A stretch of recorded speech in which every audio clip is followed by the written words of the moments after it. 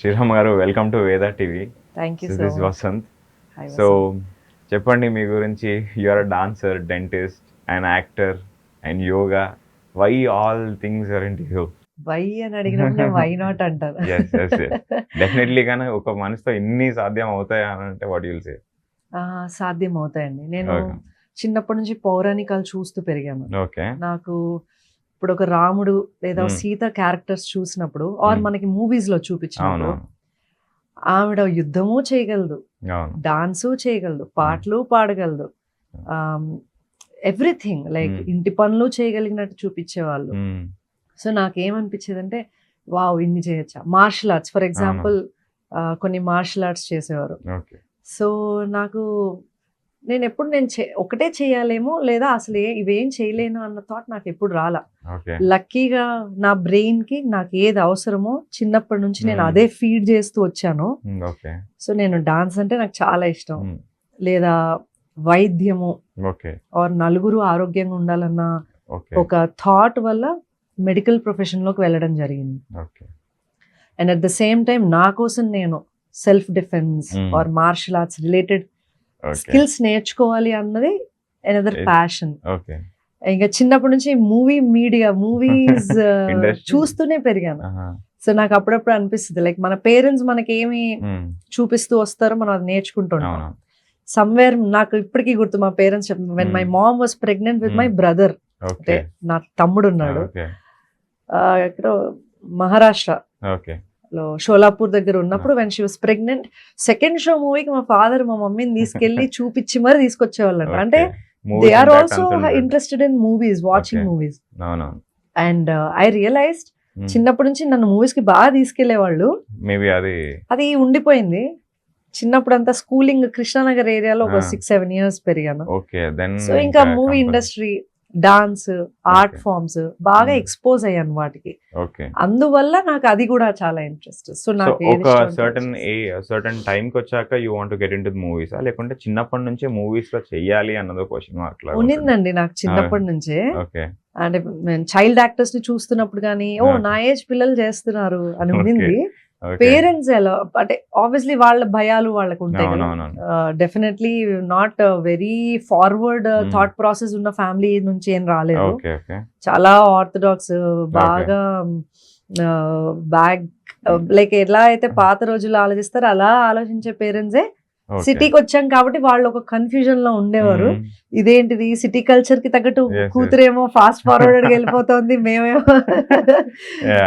ఇలాంటి ప్రాసెస్ లో నేను స్టక్ అవ్వాలని అనుకోలేదు. నేను ఎప్పుడు అడుగుతూనే వచ్చాను. బట్ ఒక ఏజ్ వరకు మనం పేరెంట్స్ గైడెన్స్ తోటి కంట్రోల్లో ఉంటాం కాబట్టి కొన్ని చేయలేకపోయాను. ఎప్పుడైతే నేను నా డెసిషన్స్ తీసుకొని నాకు ఏది కరెక్ట్ కాదు అని నేను నా కోసం నేను నిర్ణయించుకునే స్థాయిలో ఉన్నప్పుడు okay I want to do అని ఆపర్చునిటీస్ కి నేనే ట్రై చేయడం జరిగింది. సో ఫస్ట్ మీరు డాన్స్ చేశారా? ఫస్ట్ నా చైల్డ్హుడ్ నుంచి నేను యాక్చువల్లీ క్లాసికల్ డాన్స్ నేర్చుకున్నాను, కూచిపూడి అని. ఎన్ని ఇయర్స్ నేర్చేసారు? ఒక 6 years. నా 6th class నుంచి అనుకుంటాను, 5th-6th class నుంచి నేర్చుకున్నాను. స్కూల్ పర్ఫార్మెన్సెస్ ఇచ్చాను, నేషనల్ లెవెల్ పర్ఫార్మెన్సెస్ అవి ఇచ్చాను. సో అందువల్ల నాకు యాక్చువల్ గా క్లాసికల్ డాన్సర్ అవుతాను అని చెప్పాను 10th అయిపోగానే. So the moment what you want to become అన్న క్వశ్చన్ పేరెంట్స్ అడగగానే I want be a dancer అని చెప్పాను. డాన్సర్ ఏంటి, యాజ్ యూజువల్ అందరూ అన్నట్టే ఇంజనీరింగ్, మెడిసిన్, ఈ రెండే ఆప్షన్స్ అన్నప్పుడు నాకున్న సెకండ్ ఇంట్రెస్ట్ ఏంటంటే లైక్ ఐ టోల్డ్ యూ, అందరూ హెల్దీగా ఉండాలి. నాకు తెలిసి అప్పుడు మా పేరెంట్స్ నేను ఈ మాటలు అనడం నాకు గుర్తు. నాకు మ్యాథ్స్ అంటే హ్యూమన్స్ క్రియేట్ చేసిన సబ్జెక్ట్స్ ఎవడైనా చదవగలడు. అసలు ఈ బాడీ హ్యూమన్ క్రియేట్ చేసింది కాదు. There something very deep about this body. So నాకు ఈ సైన్స్ అంటే చాలా ఇష్టం, హ్యూమన్ బాడీని చదవటం ఇష్టం. అంటే ఖచ్చితంగా మెడిసిన్, అలా మెడికల్ ఫీల్డ్ లోకి వెళ్ళడం జరిగింది. ఓకే.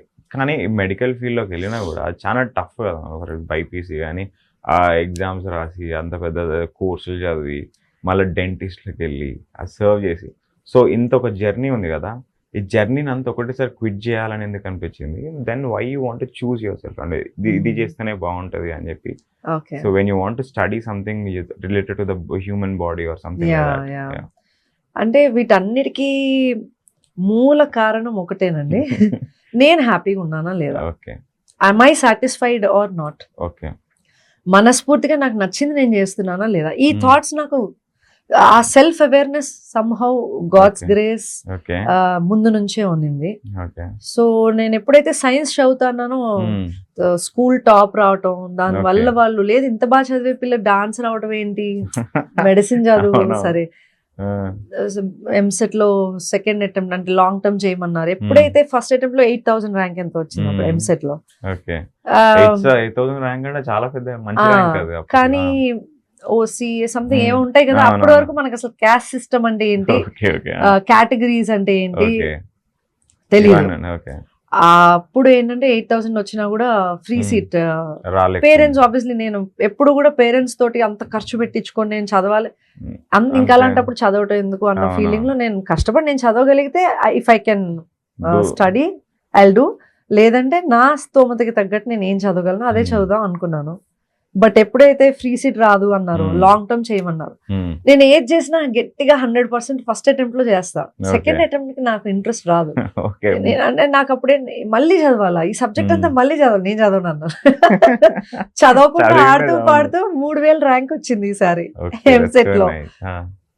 డెంటల్ ఫ్రీ సీట్ వచ్చింది. అప్పుడు Okay. దాకా అసలు డెంటల్ అంటే ఏంటో తెలియదు. So Okay. సొసైటీ ఎలా వచ్చిందంటే Hmm. చివరికి నేను అయితే ఇంకా 428 ఎంతో వచ్చినాయి Hmm. Marks intermediate first year లో. అట్లా Oh. నీకు ఫ్రీ సీట్ రాదు, నీకు ఎంబీబీఎస్ రాదు, ఎంబీబీఎస్ అనేది చెప్తూ పెంచారు తప్ప అవును ఎంబీబీఎస్ కాకుండా మెడికల్ వేరే. బ్యాక్గ్రౌండ్ లో ఎన్ని ఉన్నాయి అని ఎప్పుడు ఎవరు చెప్పలేదు. ఓకే సో మెంటల్ గా ప్రిపేర్ అవ్వలేదు.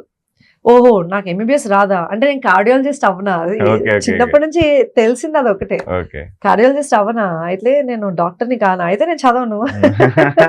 అయితే నేను Cardiologist దీనికోసం ఎంత చేసినాం కదా, అది కూడా కాకపోతే సో ఎట్లా? What I feel is society or parents have a huge impact Hmm. On what a child's mind can be prepared. Like okay మన ముందే- మైండ్ సెట్ ఎలా ఉంటుంది అన్నది కనీసం మనకు Hmm. తెలియనంత వరకు వీళ్ళ వల్లే తయారవుతుంది.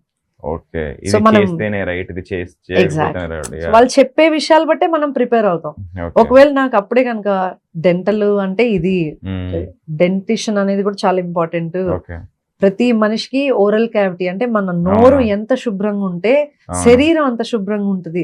పళ్ళు చాలా అవసరం అని ఎవరూ చెప్పలేదు. చెప్పుంటే అవును. నేను అంతే ఇష్టంగా చదివేదాన్నేమో. Hmm. Yeah. బట్ ఆ రోజులకి ఆ మైండ్ సెట్ కి నా స్టబర్నెస్ కి Yeah. మేబీ నేను అంత ఇంట్రెస్ట్ పెట్టలేదు. Hmm. చదివిన ప్రతి సంవత్సరం ఇంటికి వెళ్ళిన హాలిడేస్ కి ఇంటికి వెళ్ళిన ప్రతిసారి నాకు నచ్చట్లేదు ఈ సబ్జెక్ట్, నాకు నచ్చట్లేదు ఈ సబ్జెక్ట్ అనుకునేదాన్ని. Ah. ఇది వదిలేస్తానని సెకండ్ ఇయర్ థర్డ్ ఇయర్ లో కూడా చెప్పాను. Hmm. ఇంకెంత ఇంకా 1 ఇయర్ కదా, ఇంకా 1 ఇయర్ అని పుష్ చేశారు. So somehow Okay. అది ఫినిష్ చేశాను కదా. వచ్చాక Hmm. నేను డెంటల్ క్లినిక్స్ కి అవును స్కూల్స్ కి కాలేజెస్ కి వెళ్ళి ఓరల్ హెల్త్ అవేర్నెస్ మీద మాట్లాడతాను. స్కూల్స్ లో వెళ్ళి చెప్తుంటారు Yes. సో ఓరల్ హైజీన్ అంటే ఏంటి, బ్రషింగ్ టెక్నిక్స్ ఏంటి, పిల్లలకి చిన్నప్పటి నుంచే అసలు ఓరల్ హైజీన్ ఎందుకు ఇంపార్టెంట్ అనే పాయింట్స్ మీద నాకు ఎక్కువ ఇంట్రెస్ట్ ఉండేది, okay rather than making money out of the okay subject. So నాకు ఒక్కటే అర్థమైంది నా Hmm. లైఫ్ లో, మనీ కోసం పని చేయడం నా వల్ల కాదు. ఓకే పని చేస్తే వస్తే మనీ money వస్తే I will be very happy. నీకు నచ్చింది Serve- చేసినప్పుడు మనీ వస్తుంది, దాన్ని వస్తుంది కూడా. So Yeah. నాకు సాటిస్ఫాక్షన్ చాలా ముఖ్యం పనిలో. డబ్బులు వస్తుందని చెప్పి నన్ను ఆ పని ఏదైనా చేయమన్నా నా వల్ల కాదు. నాకు Okay. ఎన్ని కోట్లు ఇస్తానో నా వల్ల Ah. కాదు. బట్ నాకు ఒక 10 రూపాయలు వస్తే నువ్వు ఇది చెయ్యి అన్నా కూడా చాలా హ్యాపీగా చేస్తాను. ఆ Okay. 10 రూపాయలతో సంతోషంగా ఉంటాను.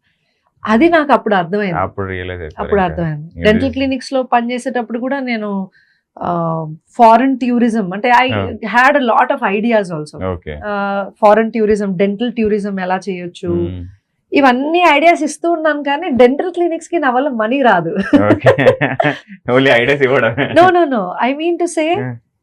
Health prevention is better than cure అన్న Yeah. దాని సిద్ధాంతం మీదే నేను వెళ్తూ ఉండేదాన్ని. ఓకే అంటే నేను ట్రీట్మెంట్ల కోసం అబద్ధాలు చెప్పి నీకు ఇది ఉంది, ఇది ఎలాగైనా ఈ ట్రీట్మెంట్ చేయాలని నేను అనేదాన్ని కాదు. ఓకే ఓకే కొంతమంది doctors అలా అంటారు. ఓకే మీరు ఇది చేయించుకోవాలి, అది చేయించుకోవాలి. అంటే ఇంకా అది మనీ కోసం చేయించుకోవాలనొచ్చు. Hmm. నేను ఎలా అంటే ఓరల్ హైజీన్ మెయింటైన్ చేయండి, కొన్ని రోజులు చూడండి, అవును you know The basic, basic home care, home remedies తోటి అలా Hmm.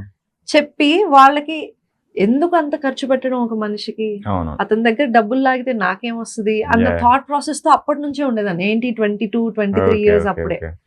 సో నాకు ఏ క్లినిక్ నీకు ఇంత వాళ్ళకి జీవిస్తున్నప్పుడు నీ revenue వల్ల తీసుకురా. రెవెన్యూ అని చూసేవాళ్ళు. ఆ, సో నాకు అలా చాలా క్లినిక్స్ మారాను. ఉమ్, బట్ ఫైనల్ గా నాకు ఒకటే అర్థమైంది, నేను ఈ కార్పొరేట్ సెటప్ లో ఉమ్. లేదా ఈ మనీ థాట్ ప్రాసెస్ తో ఉన్న సెటప్ లో నేను పని చేయలేను. Yes, yes.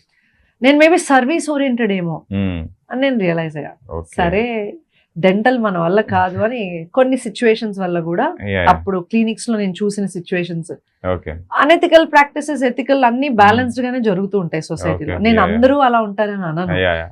Depends. నా జర్నీ ఇక్కడికి రావాలని రాసిపెట్టునింది కాబట్టి మేబీ నేనే చాలా నెగటివ్స్ చూసానేమో Maybe. అయి ఉండొచ్చు. అలా డెంటల్ లో నుంచి బయటికి రావడం So, జరిగింది. ప్రతి ఒక్కటి పాజిటివ్ గా we need to think. Yeah. ఎస్ ఎస్ So my question is, ఎన్ని ఇయర్స్ చేశారు డెంటిస్ట్ గా? ఒక 2.5 years 2.5 years. Post So- internship అయిపోయి బయటకు రాగానే ఒక 2.5 సో మీరే years. చెప్తున్నారు ఇప్పుడు ఫర్ ఎగ్జాంపుల్ డెంటిస్ట్ దగ్గరికి వెళ్ళినప్పుడు మీరు ఇది చేయించుకోవాలి అది చేయించుకోవాలని డెంటిస్ట్ చెప్తూనే అంటే ఉంటారు. డెంటిస్ట్ అని అనట్లేదు, నేను డెంటిస్ట్ కాబట్టి ఆ ఒక్క ఎగ్జాంపుల్ తీసుకున్నాను. In చాలా general. మంది doctors from different branches also. Basically ఈ డెంటల్ గురించి ఎవరికి ఐడియా ఉండదు. అవును.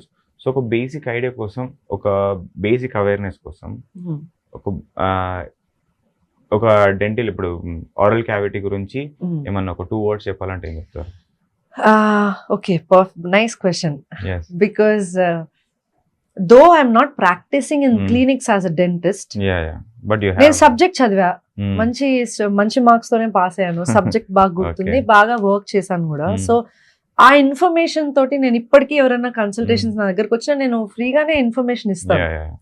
ఒకటి ఏంటంటే అండి, Hmm. హెల్దీ డైట్ ఎప్పుడైతే మనం కన్జ్యూమ్ చేస్తామో Hmm. ఓరల్ క్యావిటీ హెల్దీగా ఉంటుంది ఫస్ట్. Okay. అంటే Diet ఎక్కువ based. Fruits, fibre content, hydrating stuff మనం Hmm. గనక రెగ్యులర్ గా కన్జ్యూమ్ చేస్తే oral cavity self cleansing process natural గా ఉంటుంది. Oh, సో అది సరిపోతుంది. First Okay. స్టెప్ అది. okay. సెకండ్ స్టెప్, కన్జ్యూమ్ చేశారు, సరే Hmm. బిర్యానీ తిన్నారు Hmm. లేదా ఒక పిజ్జా తిన్నారు, Okay. You know that it is sticky substance. Yeah, yeah. Wash your mouth after you eat within Okay. 5-10 minutes. This is Ah. The second thing. Okay. Third, పడుకునే ముందు కూడా no need to brush also. నేను ఇప్పటికీ నేను dentist అయినా నేను 2 times brush చేయను, Okay. ఒక్కసారే చేస్తాను. Hmm. ఒకసారి చేస్తే సరిపోతుంది. Okay. నైట్ టైం వాష్ చేసి పడుకోండి. Okay. ఎర్లీ డిన్నర్ చేయటం వల్ల Hmm. మీ oral cavity again cleansing start అయిపోయి క్లీన్ అయిపోతుంది. Because saliva has that cleansing property. Okay. You drink water ఎలాగో పడుకునే ముందు ఒక అవునవును. అరగంట ముందు. So natural there is a little cleansing that happens. Okay. ఇంకొంచెం ఎఫర్ట్స్ పెట్టి వెళ్ళి వాష్ బేసిన్ దగ్గర if at all you want to wash your mouth just wash. Yes, yes. ఈ బేసిక్ స్టెప్స్ ఫాలో అయితే ఓరల్ Hmm. క్యావిటీ నీట్ ఉంటుంది. Okay. Morning brush చేయడం కూడా నేను బ్రష్ యూజ్ చేయను, Okay. పళ్ళ పొడి యూజ్ చేస్తాను, వేప Okay. పుల్ల యూజ్ చేస్తాను, Okay. గానుగ పుల్ల యూజ్ చేస్తాను. Okay. So different ways of cleansing your mouth. Hmm. ఇవి న్యాచురల్ రిసోర్సెస్ ని ట్రై చేయండి అని చెప్తాను నేను. Okay. Rather than going for the toothpaste, toothbrush, plastic, complete plastic.